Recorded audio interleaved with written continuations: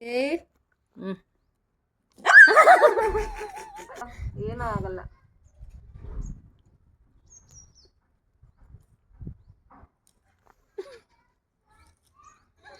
ರೇಗ್ಸೋದು ಬೇಡ ಬೇಡ ಅಂದ್ರೆ ರೇಗಿಸ್ತಾರೆ.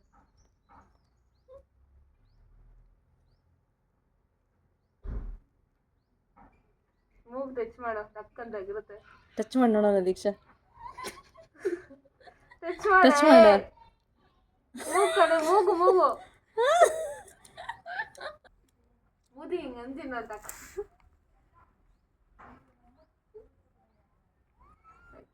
ಕಡಿ ಕಚ್ಬಿಟ್ರೆ ದೀಕ್ಷಾ ಅಟ್ಲೀಸ್ಟ್ ಬಾಯಿಗೆ ಟಚ್ ಮಾಡಿ ಬಾಯಿಗೆ ಟಚ್ ಮಾಡು. ಅದು ಕಣ್ಣಿಗೆ ಸ್ಟ್ರೇ ಆದಾಗ